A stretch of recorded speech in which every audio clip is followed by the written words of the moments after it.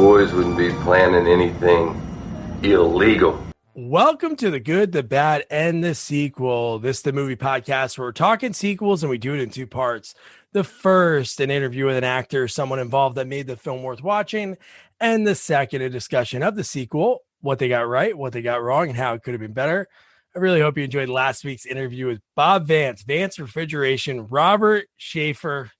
God, talk about a guy with such passion for everything he's done, but especially for his role in this week's sequel, Psycho Cop 2, Psycho Cop Returns. There's different names for this movie. And man, before we even get into the movie, before I introduce my co-host, one thing I say about Robert, man, the guy owns it so well. He loves this role.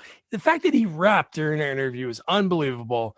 Before I say any more about Psycho Cop and Joe Vickers, I have to introduce you to my partner in the sequel watching journey, Jamie Riccardi. Jamie, how you doing?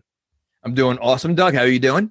Dude, I'm doing really awesome because I feel like we've gotten really lucky with some of the horror movies that we covered. I'm not saying lucky as like, hey, it's in the upper echelon of horror, like Jaws, Nightmare, the Friday the 13th, but they're like so campy, but they're good campy. Like I put this movie right off the bat in the realm of like Sorority House Massacre 2 because it's fun. It moved. I didn't feel like I was like, oh, this is 10 minutes in. It actually moved pretty quick.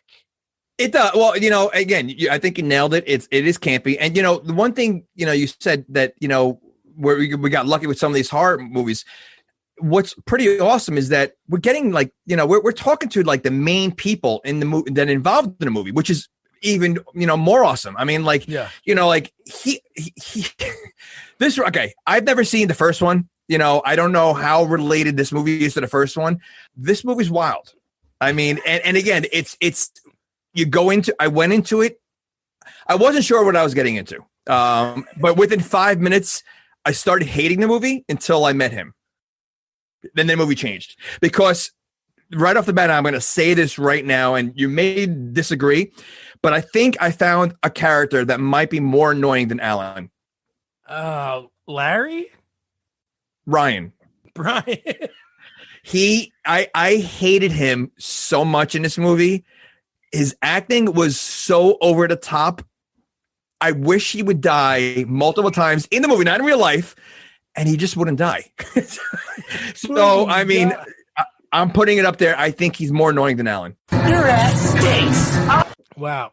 That's one thing, like all the horror movies, I love watching horror. Like, I know you love the franchises, like the Nightmares, all those movies, you like the people, you like for the most part, there's always the douchebag, the jock, all these people that you're like, man, kill that guy. But in this movie, I wanted them all dead except Sharon.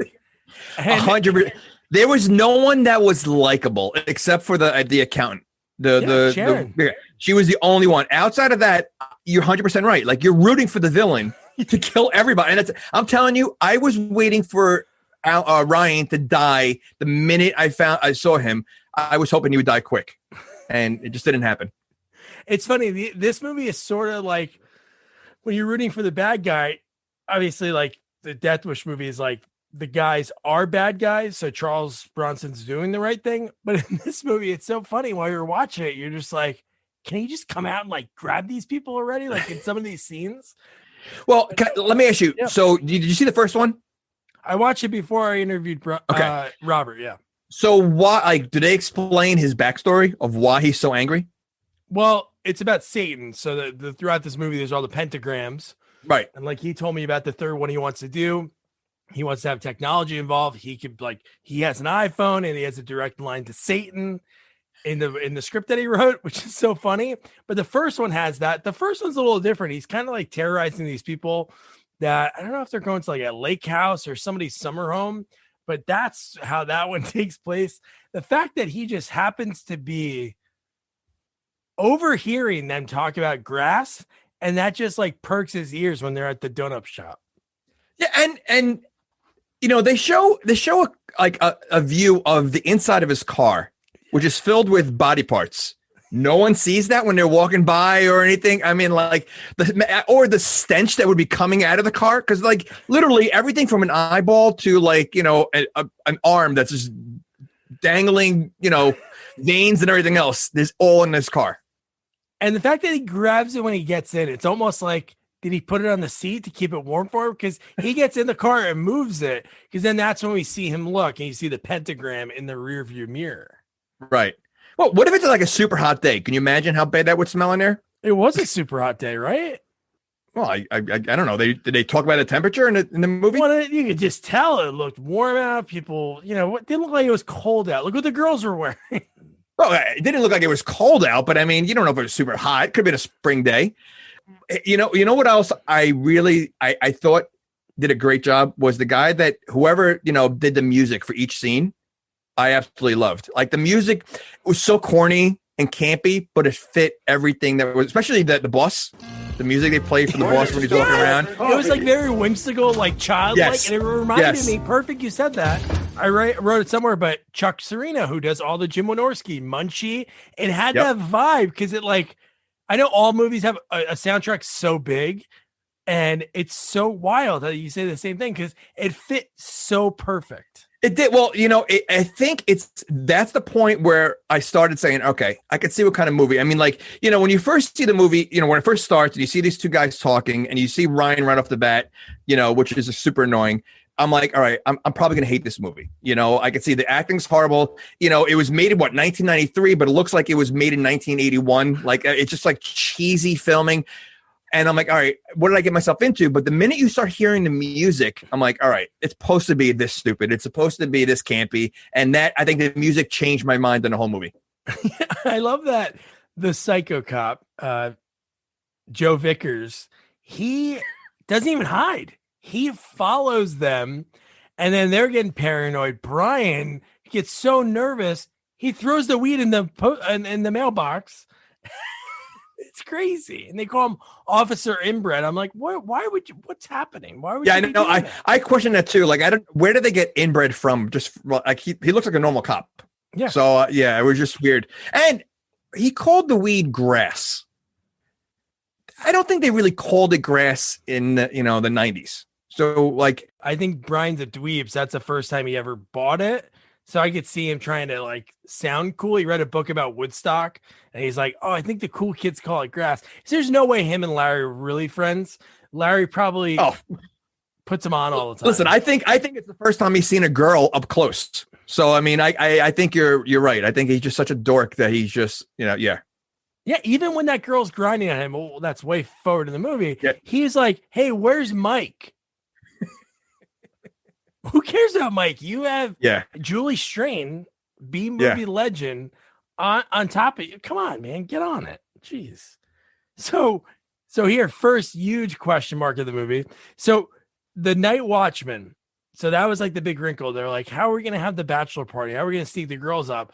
The Night Watchman is going to tell on us. And Larry says, I have photos of him fucking a goat.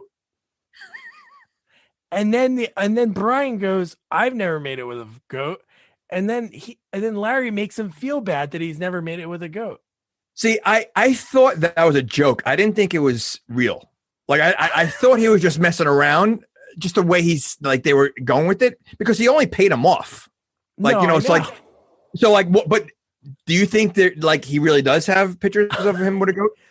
I thought it at first because I didn't there was no humor in it for me, because the way Larry delivered it and the way he answered it, I know you shouldn't have to say a joke, like be like, I'm just messing with you, man, or something, but it just seemed like, what the fuck's happening right now? Well, I think what part of the problem is, like, again, those characters are all unlikable. I don't think they're good actors, obviously, and I don't think they're funny. Like, their scenes were not funny.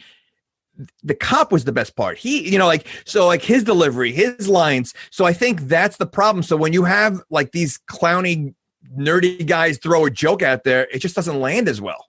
And I think that's what it was. Because I honestly thought, like, I didn't even get that part. I'm like, I don't know, because it made no sense. And I wrote the line. So now Larry doesn't even make him feel bad. He goes, "You can never find a goat." I'm like, what? That's not a punchline. That's just saying, hey, this guy can never find a goat. I don't know.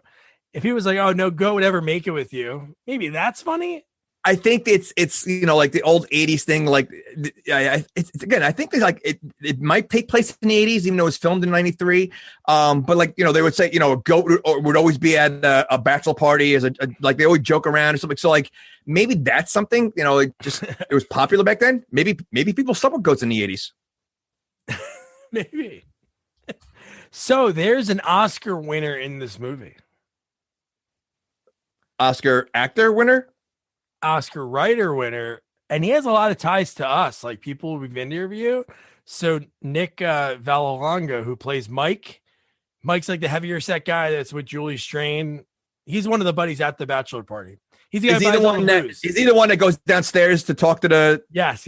Okay. So he wrote Stiletto, who has like DB Sweeney, R.A., Robert Shafer's in that movie. So he's all buddies, and he wrote Greenbrook.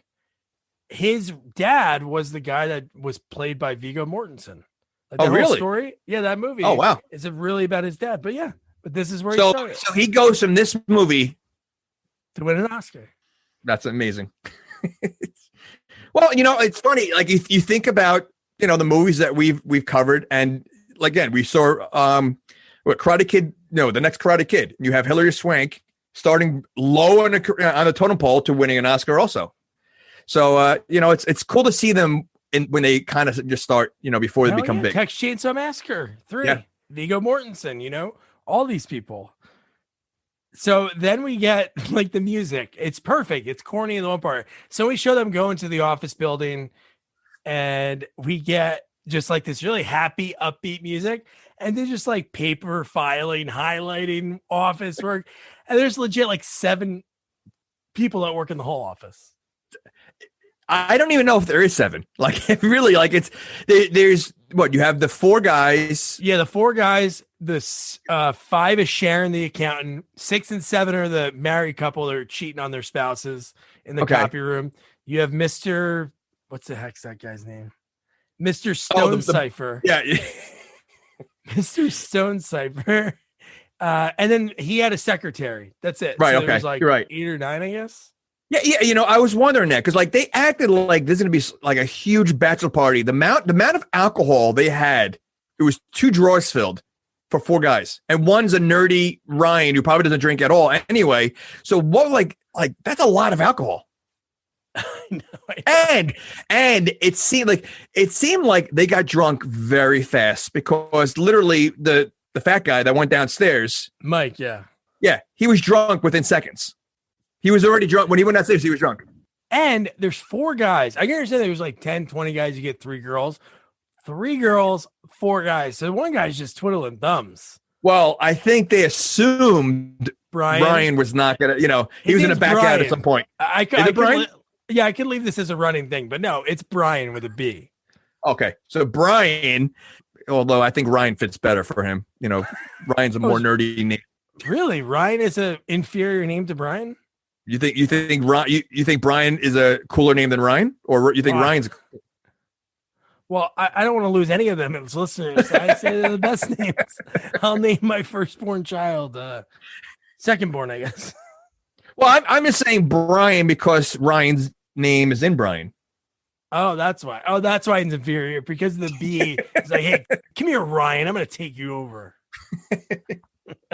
So here's some funny facts about this movie. This movie was shot in a week, and they were able to use the office building. They used 1 floor in like the lobby and the garage, but they shot it only overnight. So like, I think the one night they were able to use those, like that night, like the day going into night, like when he follows him back in the beginning of the movie, but still to do something like that in 7 days. Yeah, no, that's obviously very quick, but it's funny you say that because near the end, when we get there, when he's chasing her, or I think it was her, down the hallway, it looked like they were running through the same hallway over and over again. Mm-hmm. And I'm like, I bet you they're only filming in like a one little office, area. And they literally, it was like a rerun of a shot over and over again. Yeah. Even though like 1 floor could be like huge, you can only use it so many times, but there's so many times you could tell like little things are switched. Yeah. And I have a couple of them written down. So we meet Gary the Bachelor, who's a big dweeb. His blonde wife that he turns over, what's her name? Helga or Ida or Ingrid. Ingrid, way out of his league. There's no way that she's marrying him. There's no way. There's no way. Unless he's rich and he's something like a mule. I was even thinking, if I would have paused that thing, I wonder if that was like the stock photo that came with the picture frame when they bought it. They're like, oh, just keep that. Why hire an actress? We'll just use that. Yeah, no, but you know what? I mean, all the girls, although, and again, we may disagree on this, the worst boob jobs I've ever seen. Oh, they all were like, I mean, like you could tell, like they probably got them done in the 80s when, like, you know, they were new with the boob jobs, and like they were horrible. I can tell you, they were all like pretty bad, but the one was the girl that I thought, like, just looks wise, the married couple, her and that Tony guy, they were pretty, their little thing was pretty funny because they were basically like, for the whole day that we see them after lunch, they're in the copy room the whole time. Like, nobody knows that they're trying to make it in there. They have a car, I'm sure. Why don't they just go in there? I said the same. Well, I mean, they kind of explain it later on because they're both married. Like, you didn't know they were both married at the time. So, like, I was saying the same thing. I go, why can't they just go somewhere? You know, but they explain it. The one thing I thought was going to happen, and it didn't touch it, but she was sitting on top of the copy machine.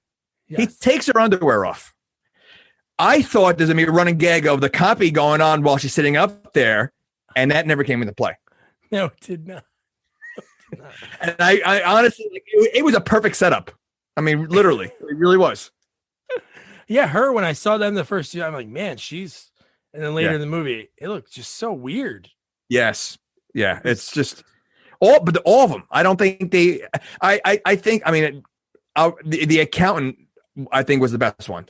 Like, I mean, to me, like, looks wise too, I think, you know, but then again, she probably get fake boobs. She was great. So now we get, oh my God. So then this is when Bryan, when they're waiting for Mr. Stone Cipher to leave, he finally leaves. And like you said, the music that plays. Morning, Mr. Stone Cipher. Oh. Yeah. I think there even is like the one thing that's like a doorstop, that one instrument that sounds like a doorstop that plays. It's like Laurel and Hardy kind of like music. And when he finally leaves, they're like looking out the window, and Brian's like, that's that cop, man. That's that cop. And he's like, but he's not wrong the whole movie.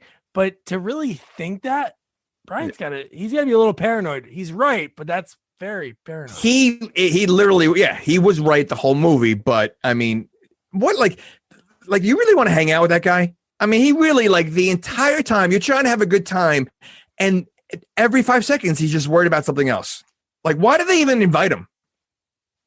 Like, I have a feeling like they were so different than him. Like, they didn't need to invite him. I don't think they like him. Maybe it's like a joke, and they couldn't have the party there without having the guy in the cubicle next without telling him. So maybe, what about Gary? Are those all his only friends? He didn't have like buddies from outside of the office, like, come to his his only friends are the ones he works with. Well, you know what? I bet you were Bryan. It's Bryan, right? Bryan with a B. Okay, Bryan. The superior name. He's the guy that if they did not invite him, he would tell on them. Oh, he'd be right in Stone Cipher's office. Yeah. Yes. So he's probably, that's why they invited him. They're smart then. They are smart. So then we get Larry goes downstairs. He grabs the three girls, which they don't even. Why wouldn't they wear like a trench coat? They showed up they're not in the outfits. They were not trying to hide what they were. At all. And Larry pays off Gus. And then how weird was it when they get in the elevator? I understand those girls in their line of work, maybe they had a few drinks before they got there, maybe indulged in some drugs. But the fact they go in the elevator, and I'm almost thinking they don't go to the 10th floor because the accountant was on 7.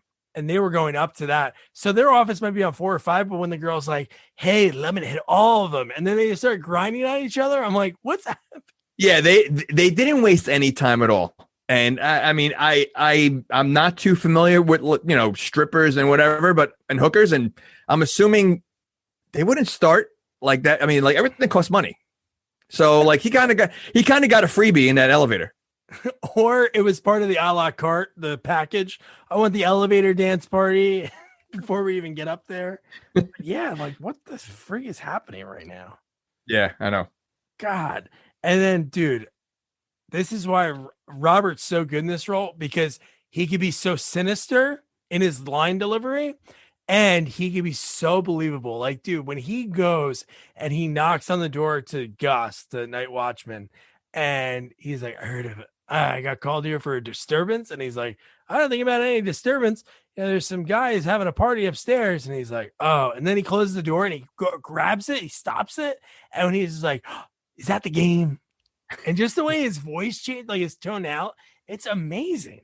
His eyes, his eyes are very expressive, in that role. Like, and it's like, I mean, he's such a nut, but at the same time, I think he does take his job serious because he's only going after people that are breaking the law.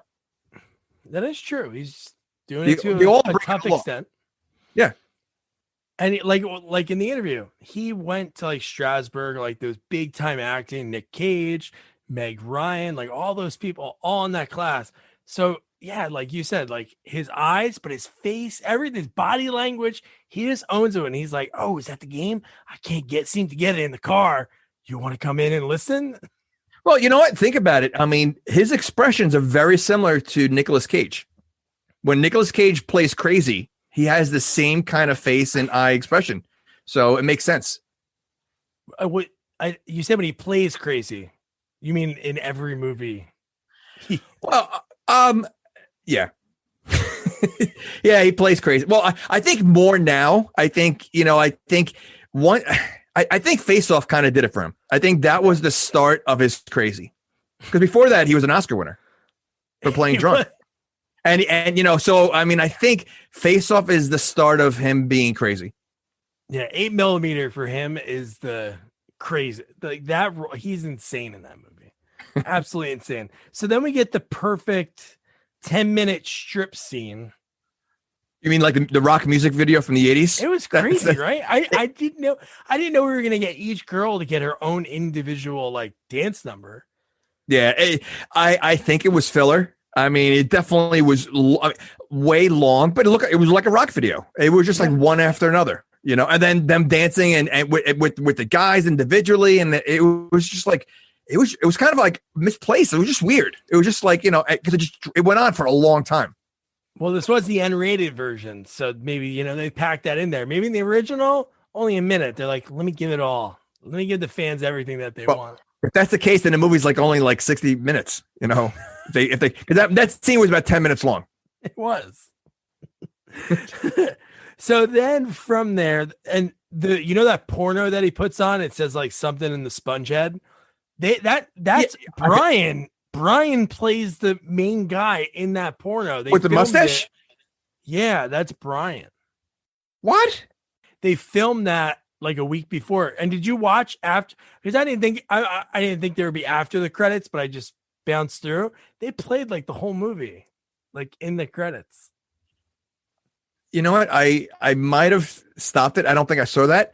I just had I was wondering, first of all, who put that on? Like that was the guys that were throwing it back. Larry brought that in. Yeah, that was like the old stag party thing and all those old movies. It's like, no, I understand. Hey guys, let's get together and watch porn. But was that porn? Like, I mean, like that was like, it was like a weird video though. Like it, and they kept going back and forth to it, the camera. Like, it almost I was confused with what they were watching. And where it came from. Too. And the fact it was on a projector. Why was it on a projector? 1993. Who had projector porn? Really? I mean, projector porn? I've never heard of that. That was Larry's dad. Maybe Larry's dad was like a big bachelor party guy, and he was like, "Dude, son, if you're going bachelor party, honey, go get him the projector." I honestly, I thought it was going to turn into like a snuff film. That's what it looked like. Thank God it didn't. So then we cut back to Psycho Cop, and he's saying, before I talk about the lines that he says in this next scene when he's with Gus one-on-one, did you notice how bad the announcer was for the baseball game? He was like obviously it wasn't a real baseball game. It was somebody just Score tied 3-3 still. Bottom of the 10th. He missed the top of the 10th. And Jose Barra was just in great form. it was like he had no interest in being there. And dude, the fact he says, Gus, I saw you letting those girls. It's all fun and games until someone loses an eye. And just because this is the unrated version, you saw in the effect that when he stabs in the eye, he like wiggles the pencil into the he made the kills very comical. I mean they're gross, some of them, like the eye, but like it was just the way he's doing it, like he totally gets off on it. Like he has the same smile on every kill. Like yeah. So okay. So then that goes to the question: is he possessed? Is that what it is, or he's not? Yeah. Well, yeah. He speaks to Satan, so I guess he's following what he's saying. Maybe he's like David Berkowitz, but I don't know. Well, Berkowitz talked to a dog. Well, maybe he's talking to a dog. Okay. Maybe he's talking to the hand that's in the car. Maybe it's like Thing from the Addams Family or something. Didn't they make a movie about a hand, like a killer hand? Idle Wasn't Hands? there? Oh yeah. See. Yeah. All right. But so the best part about his lines, and I thought about it, like obviously Freddy had lines, Jason doesn't have lines, Michael Myers doesn't have lines. So to me, it's so unique because it's like, the action movies that we love. It is the Absolutely. Arnold lines. And I love the part of it. And they're so funny, just like he's dead tired, let off some steam. All of these in this movie are in that same, realm. It's No, it is 100%. And because he's so intense that when he spits these lines out, they're even funnier, because again, I think, if you didn't know anything about the movie, and I knew there were one-liners just because you told me there were one-liners in the movie, but if I didn't know, like the first time he spits one out, I would have died. Like, just because it's so unexpected, Oh yeah. And I try to write. I wrote down a bunch of them as we went along, but he had so many; it was so hard to keep up. I know. He had some that were really great in the one scene when he's chasing Sharon, which we'll get to later. There's so many I couldn't write them down. But even the fact when he goes upstairs, where he's going to start to do some damage on the bachelor party, and he goes, "I'll be right back. Keep an eye out while I'm gone." Well, I wonder again if he is possessed, but he talks to every dead person as if they're alive. So I wonder if that's kind of creepy in itself. He might be sort of dead. I forgot what happened at the end of the first one, but he must be some kind of, because he survives a lot of damage in this. Well, I mean, he survived something that the other guy died the same way. That's true. So, yeah. I don't know how he survived this one. No, I don't know. But so the fact that the elevator keeps going up, which again, is the elevator that close to the room that they're watching this smut film?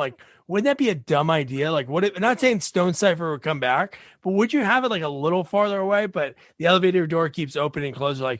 Dude, who the hell is that? Well, I mean, think about it. When you get off an elevator, like an office floor, usually that's like a waiting room or something. Could be so that's probably the biggest area. That's why. Well, what do you have it in the cubicle?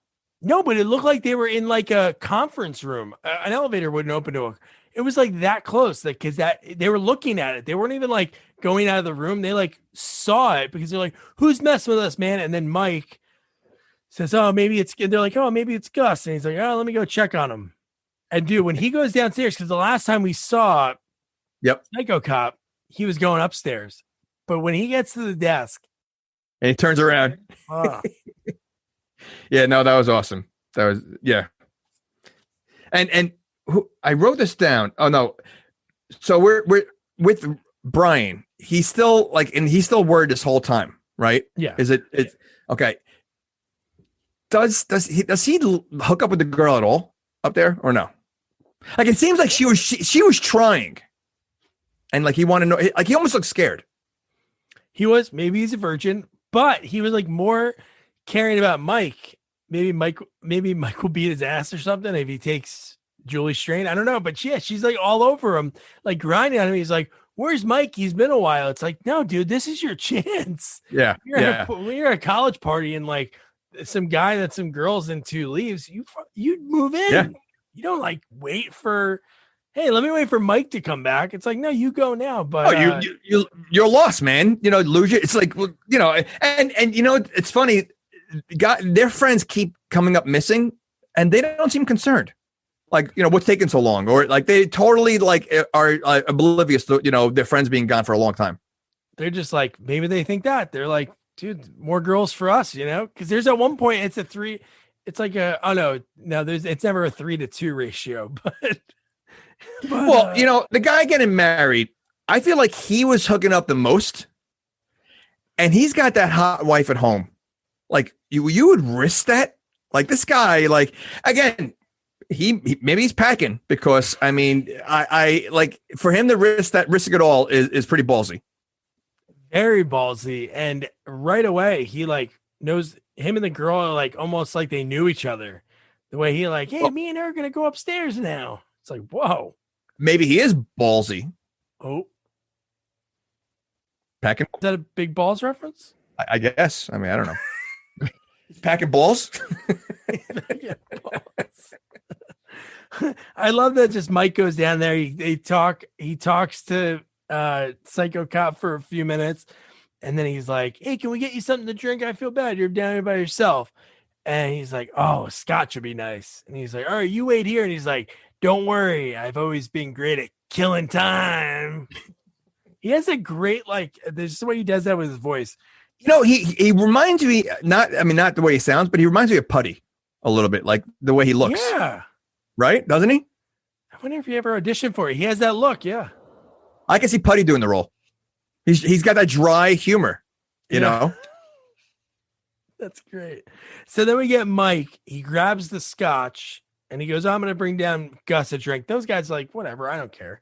So then when he brings in there, the elevator's like shaking. The buttons are going crazy. So Satan. All right. Okay.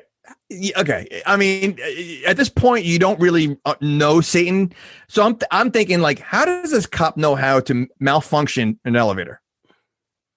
Well, you would sort of know if you know what a pentagram is when it was in the car. Okay, there were too many body parts and eyeballs hanging around. I really didn't. I don't think I noticed the No, I don't think I noticed the pentagram in the car. And when you see it later on, even when you see it later on, I'm like, all right, because it's the only reference that I saw, had some kind of devil. So I wasn't sure. So I was just questioning, like, how does he know how to malfunction? Because he also knows the fax number, which I don't know how he knows that either. How would I don't even know the fax number to my work in my office, and he knows the fax number to a random floor to a random office. I gotta say, I don't know if any of those. I love horror movies. I've not watched every one, but I don't remember ever a horror movie having the fax.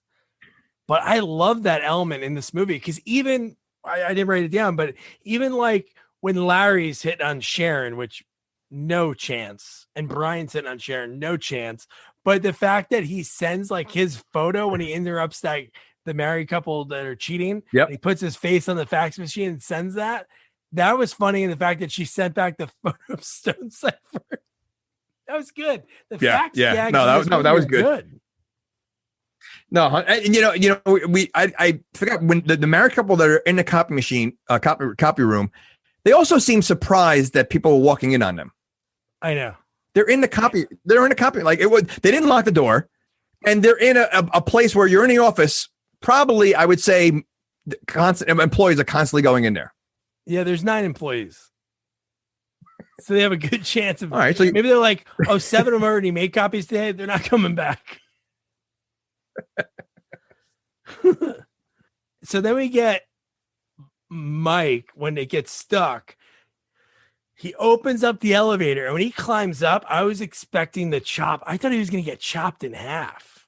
Well, all right. So when he was climbing and his hands were walking and then they were falling, the way he did that was the worst acting. I seriously, it looked ridiculous. You remember when the first time you see his hands, all right, usually they're holding on and his whole arm is literally walking and then he slowly went back. It was just so dumb the way he did it. But yes, I thought his the elevator would come down or something, or and he would have been chopped right there. Yeah.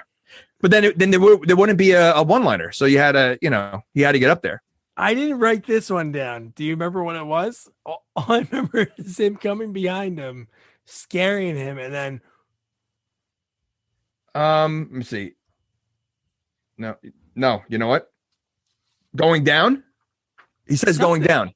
Yeah. You know what? It's funny. I thought it was the beginning of the Aerosmith song, Love in the Elevator. They have like that, it sounded like he said something like on this floor, so and so, and then he said going down. Like he had some kind. It was going down, but he said something before that, and I don't know what he said. This is a no stopping zone. Man, am I glad to see you. Here. Thanks.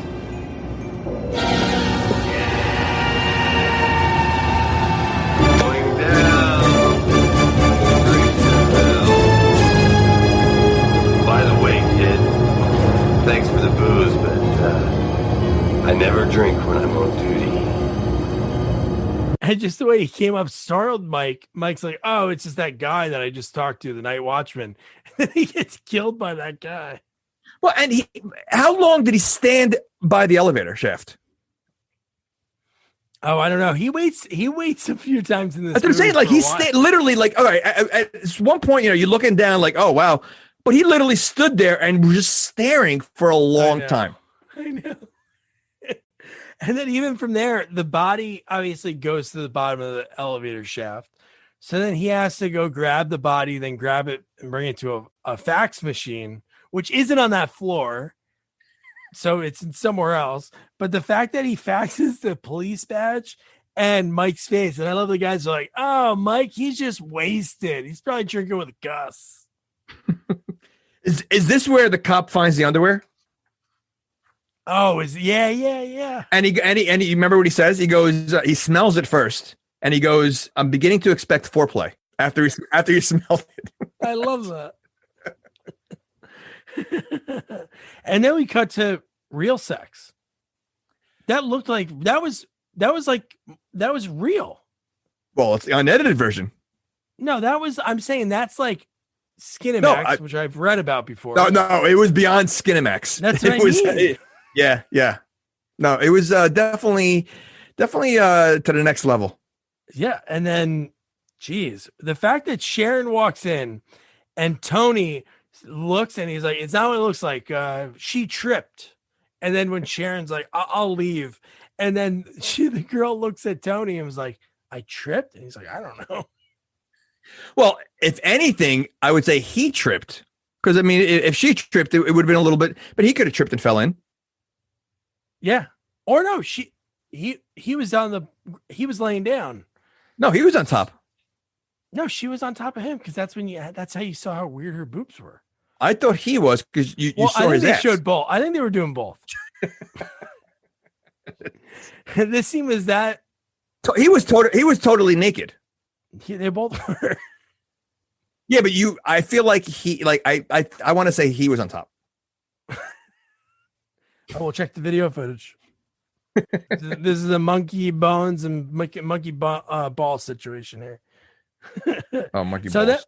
So then we get Gary, and he takes Hooker up to the roof, and Psycho Cop hears them, and right away, man, he does not waste any time. He says, "You're drunk and disorderly. What would Ingrid say if she could see you?" And shoots him right between the eyes. He did not waste time. I was surprised in that one. And he had a couple of one-liners up here. You have the right to remain dead. You have the right to you have the right to an attorney. And he goes, a lot that will do for you because you're dead. Yeah. It was like the whole Miranda's rights. And then after he said it, he's like, "You're dead. You're dead." Yeah, every time. And then how about with the hooker? He grabs this the hooker, and I know obviously she's bad, so he's gonna kill her. But the way I wasn't expecting that. I was expecting some kind of like punch or grab some weapon or maybe another shot. Yeah. Dude, he picks her up and tosses her out right off the side into the trash bin. Good aim too, because act like trash, you're treated like trash. Yeah, and the top it closes. It was closed, but the impact from her hitting closed it. I was reading something about the stuntman felt very uncomfortable that he had to wear stockings when they tossed him off because the guy did the stunt. That's And here's an awesome. amazing tidbit that you might fall out of your chair. So Brittany Ashland and Sarah Lee Fronten, who are the other two prostitutes, not Julie Strain. So they were both discovered by director Adam Rifkin when they were working as strippers at a bachelor party that was held by Charlie Sheen. And the one prostitute's actually in this Charlie Sheen documentary that came out like 10 years ago. That's amazing. Yeah, That's wild. amazing. And it just shows you how far back Charlie Sheen's like wild, like life was, because this is 93. So like he's been doing this for 25, 30 years, living like that. Holy He's cow. dedicated. He is. Dedicated. Well, he's a winner. Remember? Yeah. Winning. So then we get a fax of Gary's face. So another fax comes in. They're like, he's just drunk, whatever. So, dude, then when Bryan goes into the copy room. So I don't know. I guess this has to be the copy room on their floor, because why would Bryan go to a different floor to go to the copy room? But this is a copy room that's probably not too far from where they were watching the movie. And he finds just the whole floor's covered in faxes that came in, but he could have faxed them from downstairs, right? I guess that makes sense. Yeah, but I mean, like, just maybe, he didn't like each copy. He had to keep doing it. Like, I was confused of why there were so many on the floor. Yeah, unless it was just all those same photos, but they kept sending him to that room. So when they went in, because there was a ton, it was probably 1,000 pieces of paper. Yeah. Stone Cypher's not going to like that.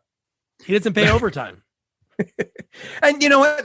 Usually when everybody leaves, there's usually like a cleaning lady that comes in. There was no cleaning lady here. Maybe Gus does that. Yeah. Now, I wrote another line, and I don't know if it happened yet, when he licks the blood, and then he goes, "Oh, shit for brains." Oh, yeah. Oh, that's when Gary, when he takes the photo of Gary, and he has like Gary's ID badge on his forehead. And again, he that's right. Okay. Yeah. He takes it off. Dude, one of the craziest kills is the next one. That's like, we're going to get to this one point when I'm going to ask you something. It's coming up pretty quick. But so then we get, he goes upstairs, he catches the couple, and they're like talking, and they're like getting ready to walk out. Dude, when he friggin' impales them, there was foreshadowing. We saw that weapon earlier. It was like on a statue in the lobby. Statue. Yep. Well, that statue scared Bryan before. He scared Bryan earlier. So you knew something was going to happen with that statue. He should have got killed by that.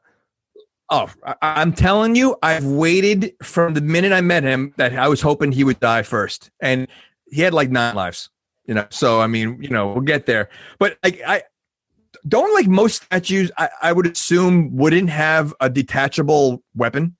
I would hope not. Right? I mean, I would think like the weaponry part of the statue, not that something that anyone could take off and use as a weapon. Yeah, it's not like it's like the sword in the stone. It's not like you can go and grab it and use it. It's not like George Washington in like Central Park. Somebody's able to go, oh, let me take his sword. Yeah, let's take his musket. Yeah. No, but when he goes and they open the room and they're standing side by side. God, one thing I gotta say, for shooting 7 days, obviously the special effects team has time to prep and practice beforehand, but God, to nail that many kills over when you're only doing overnight shoots, this one looks so cool because it went through both of them and it went through the wall. It just looked awesome. Yeah, I mean, you're right. I think for the amount of time that they filmed, which was not a lot, they did a lot of like good kills that I think normally would take a long time to film. So I definitely give the crew a lot of credit. I mean, they move quick. Yeah, because nowadays that same movie, not the same movie, but the same type of movie would be like just bad CGI. Like even Gary getting shot in the head, there was no cutaway. Yeah. It was the fire, and you saw the way they just set off that charge. It looked awesome. So then we get, God, when they go back to the copy room and he shows everyone everything, and they start to see the blood dripping, and they look up to the ceiling and it falls. Did you notice, Gary? Why did they do another take? Maybe they couldn't because everything fell. Gary was moving Before? You mean no, when he fell out of the when he ceiling. fell? I didn't notice that. It was like so bad. He was like moving his legs. I'm like, holy shit. Like, why wouldn't they've done it again? I'm gonna have to go back and look at that because I mean I didn't notice that, but I was probably writing down. But yeah, that's hysterical. That's awesome. So they just left it in there. Yeah, or just cut that part, or maybe that's an unrated thing. They add it back in. I mean, I'd be curious to see the difference between the rated and unrated version. Not that I want to see this movie again, but I'm just saying, well, not right away. There is a video of all the kills with the one-liners, and that's like the lines in this movie are like. Well, hold on, that's different. I can sit and watch a 10-minute video of all the kills and all the one-liners, but to go through Bryan again, the whole movie, I can't do. I think I'm going to spend some time later, make a best of Bryan. Wait, hold on. There was a best of Bryan? It was the best of Bryan. It was the worst of Bryan. So then all of them run away and they lock themselves in Sharon's office. Wait, hold on. You missed the one-liner. Oh, what do we got? So when he threw the spear at them or ran the spear at them, he says, "I wouldn't want to separate you two." Stuck together to the very end. Yeah. Listen, every kill has at least one or two one-liners. Oh, he has so many. It's the best. So then they lock themselves in the office and they start telling her like what happened and everything like that. And she goes to call the cops. Of course, the lion's dead. So like, if you knew that there was a killer in the building, like what would you do? Would you do the Die Hard and just start breaking the windows and throwing shit out until somebody calls the cops? Yeah. I mean, well, first of all, I definitely wouldn't separate. Which did they say? No, they didn't separate. Yeah, I think you try to make as much noise and clatter and throwing a chair out the window is going to definitely get noticed. I mean, I don't think they did any of that stuff. No, they didn't. They really did nothing. They just kept walking around. And they kept going to areas that are like, stairway, like areas that you can't get out of. Like I don't know. They're one of the brightest people. For us, while you're watching it, you're like, oh, they're going to the same places, but they're really like in the canon of the movie, they're really not. But just because they look all the same, which most office buildings do anyway, and they do switch things up. They move like. I'm sure they moved like the office numbers and names and stuff. I don't know, but I'm telling you that there is a scene. It literally looks like they're running down the same hall over and over again. And honestly, that's probably why they didn't do anything else, because they only filmed in one area. So what else are they going to do? So then they walk into the room because Sharon says, "Oh, Tony," and I forget the other girl's name.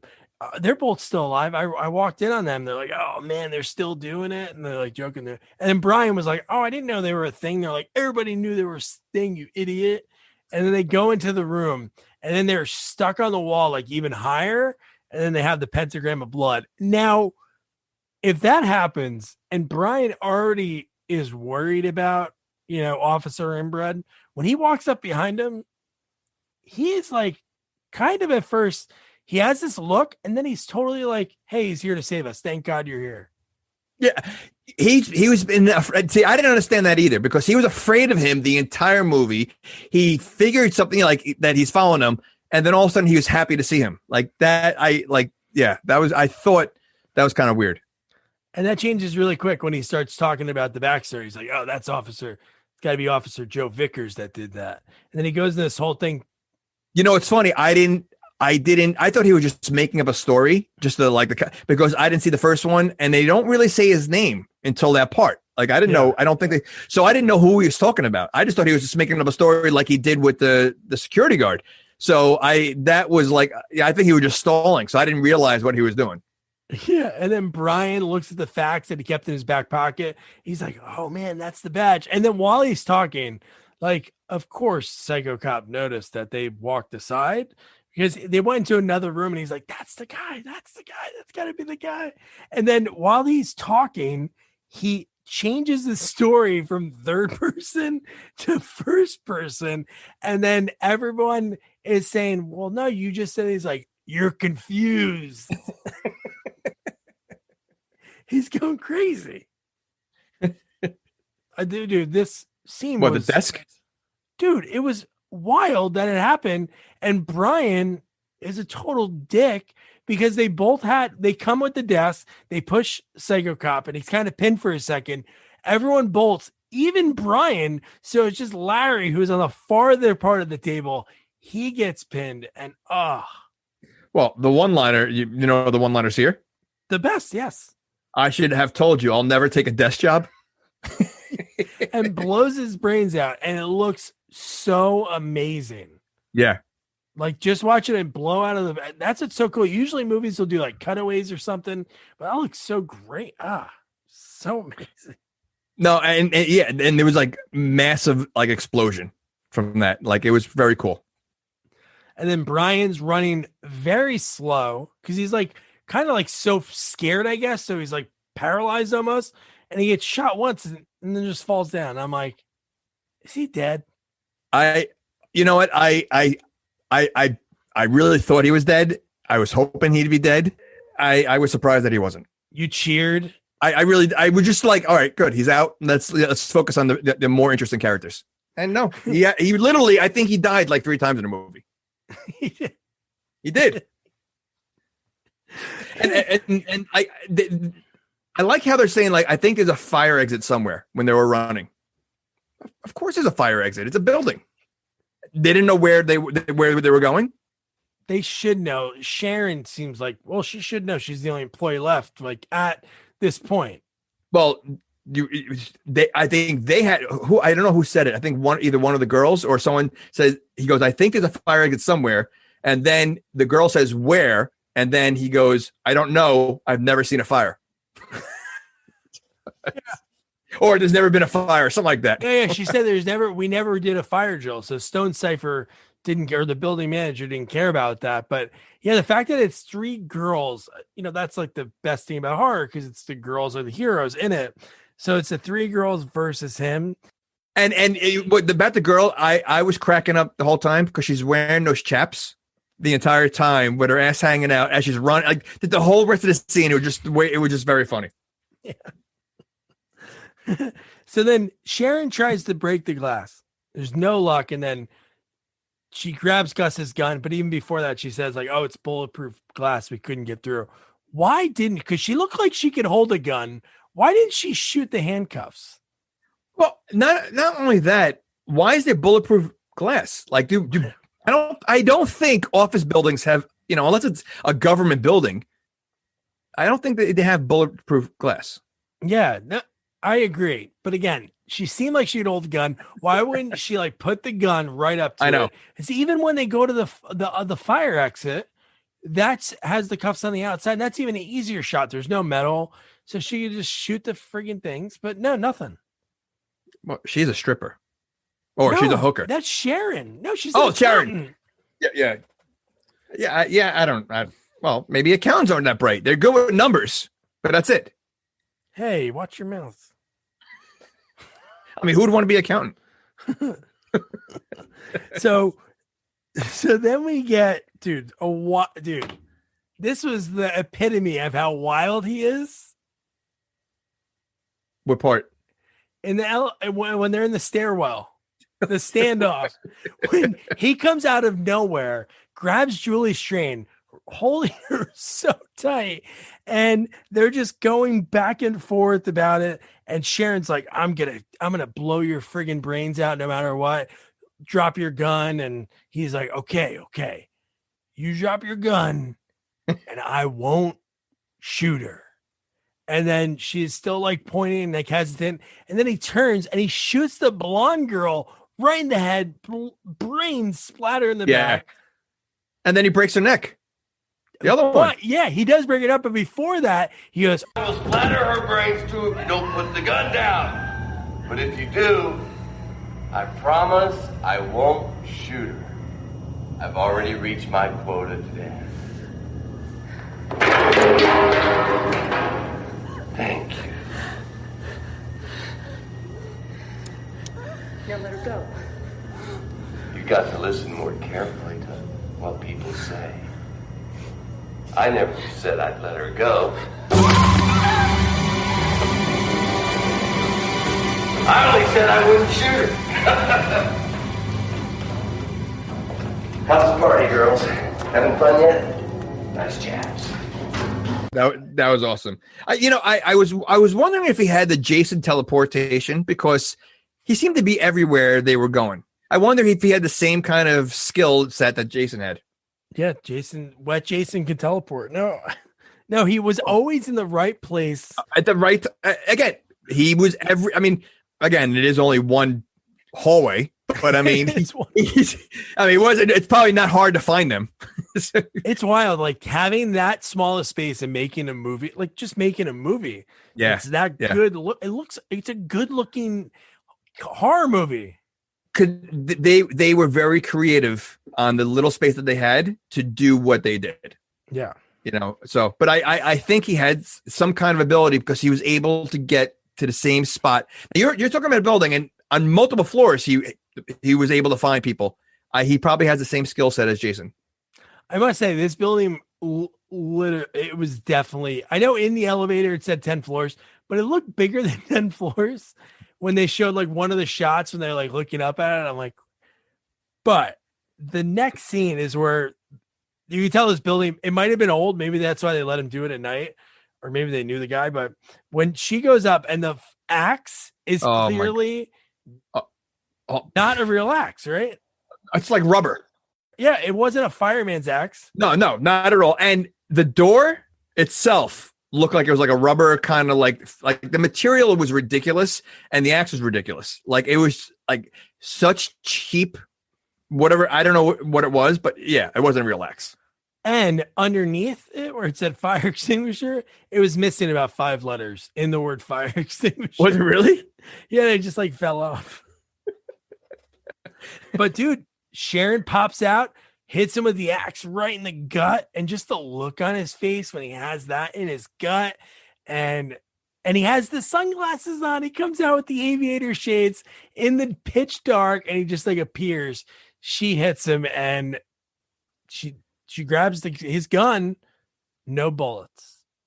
Watching this movie from the beginning, I would never have thought that she would be like the main character. Because she and I almost feel like maybe it's a trope in horror movies that it has to be a girl at the end that takes on that seems to happen a lot. Yeah, no, that is the thing, and it's usually the person, for the most part, it's usually the person that's the most, I don't know. In this movie, it's like, I'm not saying she's not likable, but she's the one that you don't not like, if that makes sense. All the other people you like, really like, what would they have given to the movie if they were last? But yeah, you're right, it's always the girl. It's always the girl at all the end of the movies, and I think that's the best part, putting these guys in their place. All the these big guys. Like you mentioned Jason Takes Manhattan before. You have, I can't think of his real name, but he's fighting Jason on the roof, hand-to-hand combat. Oh no, but the girl somehow beats Jason at the end.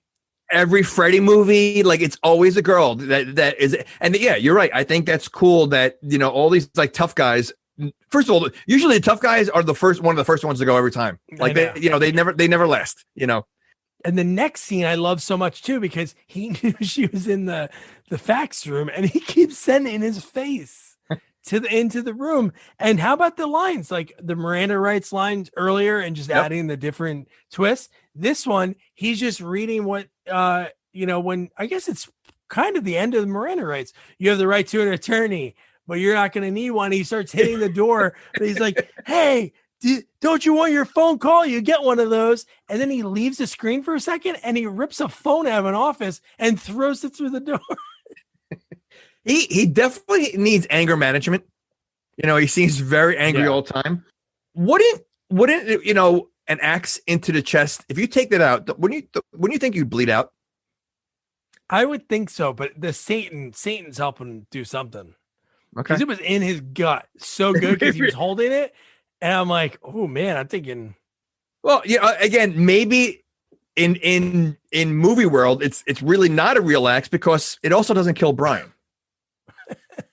So I mean, and that was pretty deep too. So yeah, Bryan, good old Bryan. We'll get to that part and talk about it more in depth because that's like wild. So how about this? And another one-liner when he's looking down the elevator shaft. Oh, I wrote it down. I think they don't make elevators like they used to. Always get shafted. Yeah. And then he goes into the girls' room because he's like, oh, this is where what are you, powdering your nose? God forbid it's a little bit shiny. And when he opens the door, the old lighter and the hairspray trick. And then she tosses him down, and she must have overheard him because she said, looks like you're the one getting shafted. And this is a part of the movie. The last parts of the movie are pretty, there's not much to talk about because it's a lot of like running and stuff like that. Well, I was going to say, there's a few parts here now that so drag on, like, again, when they're running up the stairs and it was like almost too many times they were doing that because it almost showed like every flight that he was running up, and they weren't running that fast. Even when we're not there yet. When they're outside, like when he's chasing her outside, she's not running fast at all. They really were not running. It was so ridiculous. No, but this is, I think it was like at 109 or something. I knew how long the movie was, and I'm like, it's got to be over soon. Like even after she met Bryan, I'm like, there can't be 20 minutes left or 18 minutes left, but it did drag out some of the parts, but I did like the rest of the movie. But the fact that, so Bryan's alive, and then again, Sharon's smart. She's an accountant. She's the smartest, She gets downstairs. She goes, oh, damn, the door's locked. Oh, and the fire. Do you think you can go back upstairs to go to the garage? You were just upstairs. Why didn't you go to the garage exit, which is on the third floor? Why not? No, you're right. And I wrote down, by the way, in big letters, Ryan is alive. Or Ryan. I did write Ryan, but he's alive. I was so pissed. Like I literally, like I part of me does not like the movie because of him. I'm telling you, and again, I don't know if you agree, but I think he's more annoying than Alan. Oh, I don't know about that. Listen, Alan has the best one-liner ever. Your ass stinks. So to me, that takes the cake on anything Ryan does. When Ryan's running away, I just him running, I couldn't stand. Like he's such an idiot. You hate him so much you won't even call him by his real name. Bryan. So how about when he goes, it's okay, I'll check the elevator, and he chooses the one that I think Psycho Cop earlier, maybe I'm not saying they might have cut the part out, but he put on there like out of order in like red. And I don't think that one was really out of order because he was making people go on the other one. The fact that he just stands there for a second after noticing the sign. And I love that when the door opens, friggin' Psycho Cop standing there like a friggin' like a wax museum. And he's just standing there and Bryan looks for one side and he's like, ah. Oh. His facial expressions, his body movements, I hated. I literally hated him. I'm telling you, I can't believe you don't think he's annoying. Oh, I think he's annoying. No, I definitely do. Yeah. But you don't think he's more annoying than Alan? I don't know. Your ass stinks was funny the first 3 times. He did, I think, 9 times in the movie. I'll take that. And he didn't shower the whole movie. All right, so he's got a couple of negatives. Couple. So then this is where like a lot of the running, like you said, the garage, it's like really slow. But this part was, I really think this is kind of cool because it showed like that people can do good, like, innocent bystanders, but she's running. There's this bar. It's kind of cool the way they did it too, because you cut inside the bar. And I watched the first movie, like when I interviewed him last year. So I don't remember it because I was like skipping to his parts. And I was like, oh, is that bartender from the first one? Because the way he was looking, he was like almost like he knew them, But I mean, would a bar have that many weapons there? Well, it's called Timeout. So the sports bar, so they would have that equipment. So that fits. Or does the gang, I mean, are they a gang? Like, so maybe they have to like drop off their weapons when they first walk in, and then they get, it's like, like an umbrella. And then they, when they leave, they take their weapon. All right, put all your butterfly knives over there and That's like such a Naked Gun joke. Like, they go in the bar, they every single weapon you could possibly have, they drop off, and then and again, talking about dragging at a scene, the beating was like ridiculous. They had to film that twice. So I think something happened with the footage that they had to film him twice. So I know they were like foam bats and foam hockey sticks, but he was like taking it. And there was one point when he punched the one guy back, he punched the bartender and another guy. I'm like, dude, this is what I thought. I'm like, he's about to murder these 15 people. And I'm like, but Sharon's going to somehow kill him. Like in my head, I thought that was going to happen because he was like down to one knee and then down on his stomach. But then he got to one knee and almost got up. And I'm like, holy shit. Yeah. I thought like a little commando action is going to come, he's going to get up. But I do think they repeated some of the scenes like of the hitting because it looked like the same exact shot every time. But how about the fact that when he before the beating, when he was like beating her up, like I mean, I didn't think they were gonna like I know when they were looking at the window, like I thought he was just like grabbing her, like I didn't think they would like he would get physical, and he got pretty physical with her. Like I was surprised that they went like that. Yeah, he almost wanted to punish her because he said when he was looking for her up before he was like putting the axe to the door and she shoved him in the elevator shaft, he was like saying like, I'm going to beat you. And then I'm going to beat you some more. Like he really was she did burn his face. That is true. I mean, I think that would anger anybody. But he was like holding her by the shirt and like open hand smacking her and her face in the next scene. Yeah. But how about the dog barking to like let the owner know the camcorder? Yeah. I mean, what was that about? Like it was such a weird, like just it didn't make any sense. It was a way that the director could be in the movie. Oh, that's the director? The dog was the director. No, Adam Rifkin was the guy with that makes sense. So he's pulling a Stan Lee and he's doing a cameo in his own movie. Yes. That's awesome. But yeah, so and then we get your buddy, Bryan Lives, and he loves pudding. And that nurse is like feeding him even though he's orgasming. He was more excited about the pudding than the three girls dancing in front of him. That is true. I mean, so like this just showed you what kind of person Ryan is. And Bryan. and then the fact that Sharon's sitting there and she looks like she's like, what is this guy doing? And her face had some serious like she was beat up. Smacked up. And then the joke that makes everyone just cackle. Does workman's compensation cover this? Oh, no. Do you know what I said?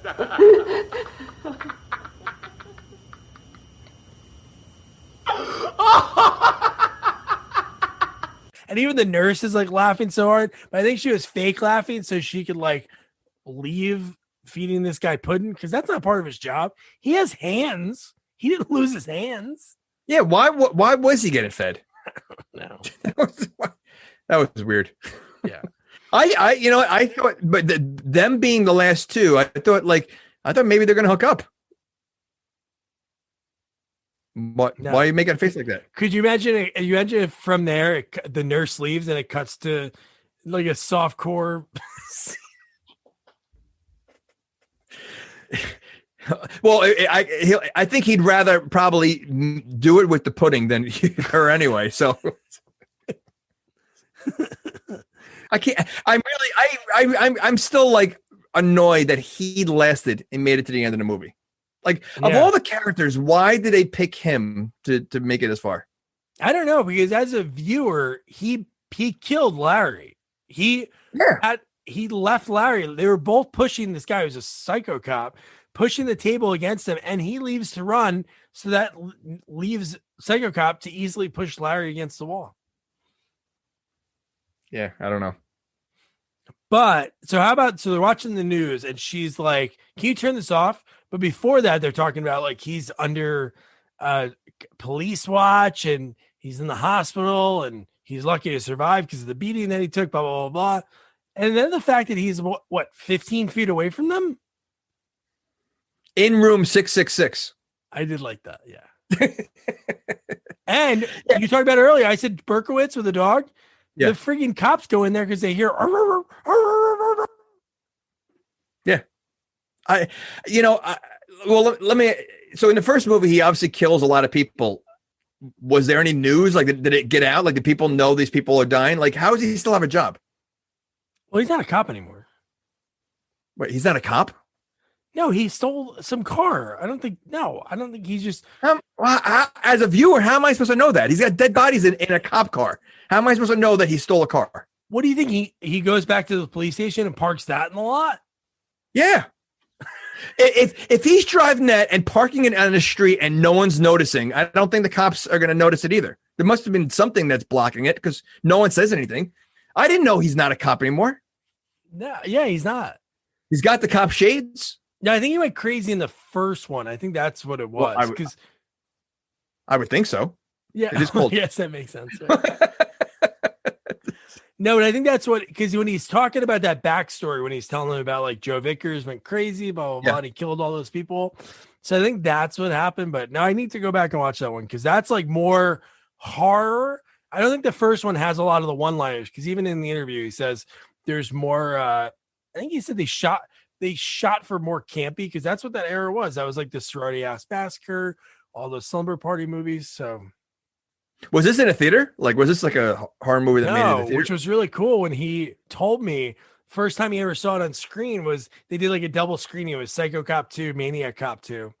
And it was the first time they viewed it in a movie theater. Like, it's like 3 years ago. So, yeah, that's all awesome. these years later, he was able to see it unrated. But to end the movie, we talked about the dog sounds.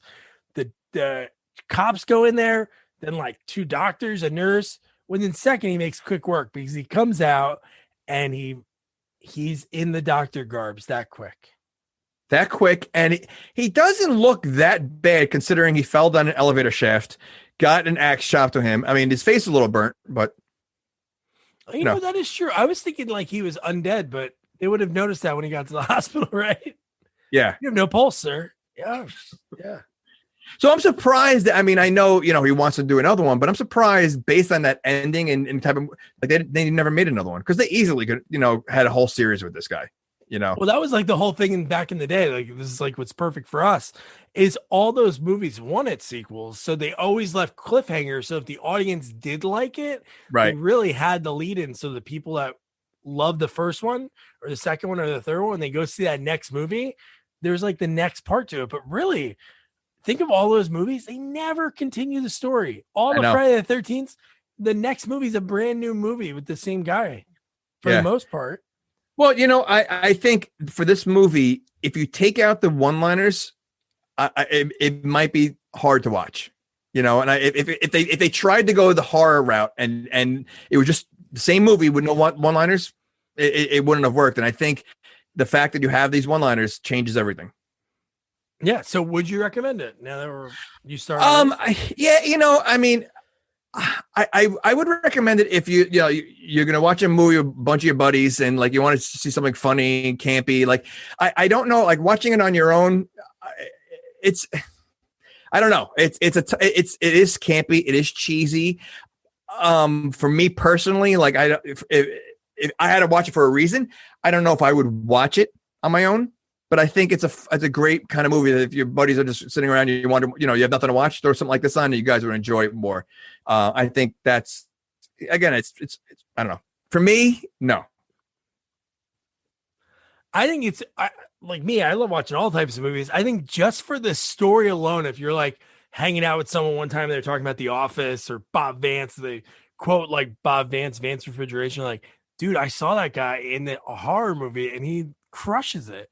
So even just the fact of seeing a guy that from this huge hit show, he's a big part of it, 25 episodes, and just seeing him in this role, it's just wild. Yeah, again, I think he makes the movie. To me, I'd rather go to YouTube, look at all his scenes, and not have to deal with the rest of the movie. And that's how I look at it.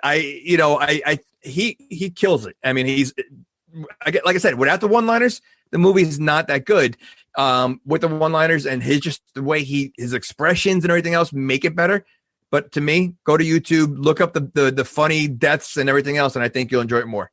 No, watch the whole movie. It's worth it. You can find out how much, why Jamie hated Ryan or Bryan or whatever you want to call him.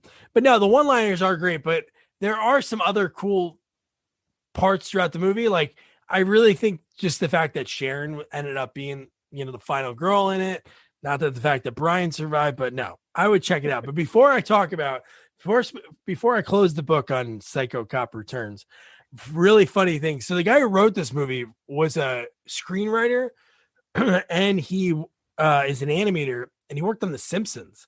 So Julie Strain, he wrote this movie. Julie Strain convinced him to draw a dirty picture of her having sex with Bart Simpson. I wonder if that is is that anywhere? Like, is that picture anywhere that we could find? That, like, I will look it up as soon as we're done. But yeah, so that Psycho Cop Returns, and the next sequel up is our second trip into the DC universe, and it just so happens to be. You're excited? I'm excited. I'm finally. I got, before you even go dive in there. I haven't been excited for a movie on our list in a long time because I haven't seen. Well, I wasn't a fan of Harold and Kumar. I had this, weird movie. We had before that was the Slaughterhouse or whatever. Like, they had to me too. Again, like yes, for me personally, we had a string of rough ones. This movie, I can't wait. This is to me, this is one of the best sequels, that we're going to be doing. I think in your eyes, the best two that we've covered over the last 5 months would be like Batman Returns and this, and in between that's the bookend, and then in between it's all. Yeah, well, not even just the best sequel we're going to do. This sequel is like a top 20 sequel of all time, if not top 15. I mean, this sequel's awesome. Yeah, and it's the 40th anniversary, so it's perfect. It came out. It flew into theaters on June 19th, 1981. There are some wild behind-the-scenes stories, so we got to make sure we read about that, because you have like the two directors that were on it and then getting fired, and yeah, so that'll be a blast. And the fact the guy I interviewed, he was in so much. Jack O'Halloran, which he plays Non. He plays one of the henchmen Non in this movie, which is so cool to talk to him about that. But I love doing these interviews because going into this, why would I think, not saying people couldn't do anything before they started acting, but the fact that he was a big-time heavyweight fighter. So we talked about that. He was a heavyweight boxer. He grew up in Philly. He tells me a story about a phone call from Muhammad Ali. He fought George Foreman. And, of course, we talked a lot about his acting career. And his ties to the mafia, which you'll hear in the interview, are pretty mind-blowing. But yeah, so don't forget to review, rate, share our podcast. Follow us on all social media at Sequels Only. And don't forget to check out our website, sequelsonly.com. Good night. Good night.